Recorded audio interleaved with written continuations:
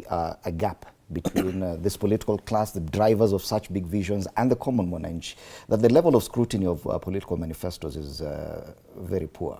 These are just talking points for politicians. Tutafanya, tutatenda, na kutaendelea hivi. We're going into an election year. Probably this is not really going to be tied to Vision 2060. Ideally, it should still be. We still have a few more years to 2030. But are we checking the level of alignment by political parties, by political players with this? Are we doing it yet so that this conversation that we're being called into can make sense? I think we have been, and I really like that Hezbon went there. We have been aligning to the MTPs, yeah? So as political parties or as Kenyans? Because I know you are a representative of a political party. We write manifestos and all of them are actually aligned to Vision 2030. If you look at I'm talking about the Kenyan now. Even the Kenyan, and that's actually, the problem you're describing is actually, I'll put it slightly differently. The problem is this trust deficit. Right now, Kenyans don't even want to read manifestos because they feel so burnt by what UDA sold us. The manifesto was brilliant. It's actually part of the reason. I had my misgivings with the wheelbarrow, but when you actually read it, they kind of made sense, right? So, and they were all telling us, you know, how closer they'll get us to Vision 2030. But let me tell you something. In my opinion, President Ruto, when he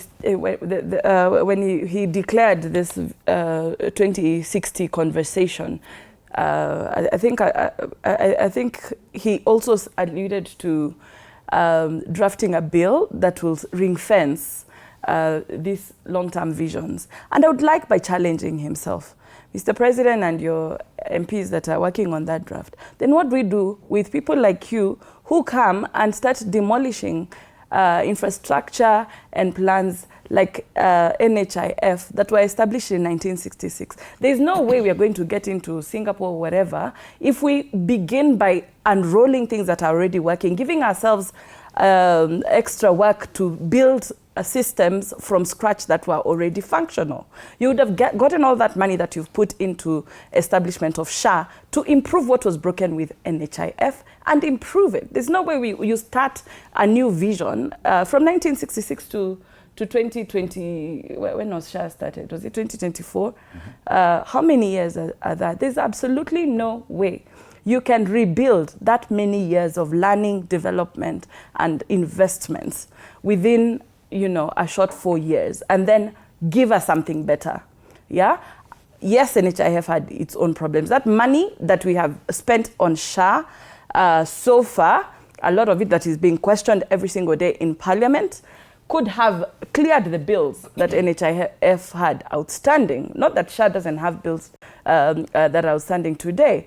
And as we look at it, this trust deficit tells me one thing. The president is qualified to drive one national conversation and not the other.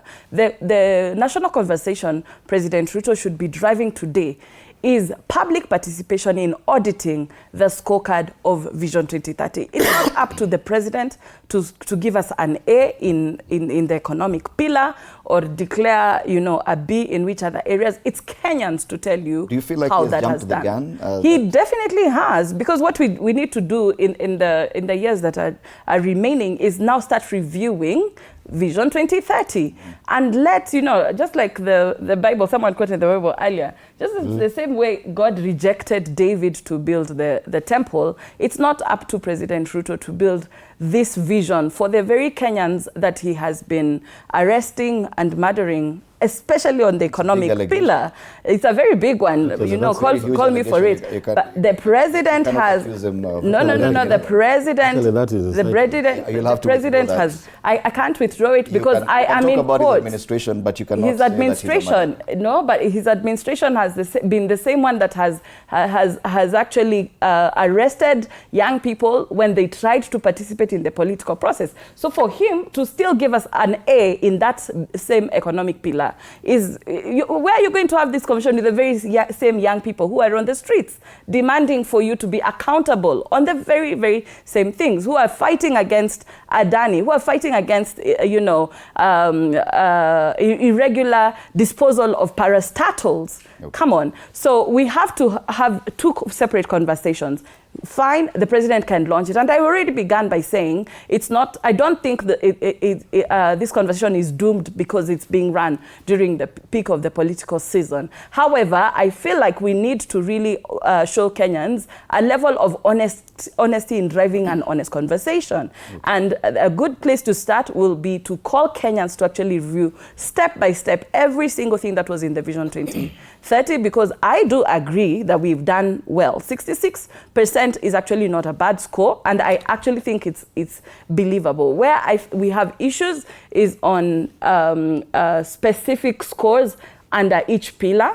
I do not trust the figures that we are being given for social pillar, because that's where we have seen a lot of debates on our education system, the health that was doing very well, and then I actually have, so I have some misgivings, but we also have seen great development in the economic tracks. We've seen projects like LAPSET, we've seen, other regional corporations, the ports, the agricultural processing zones, the special economic zones. Those are doing very well. They've created, they're classified as and they've also created, and spurred a lot of growth. We've seen our manufacturing sector honestly growing.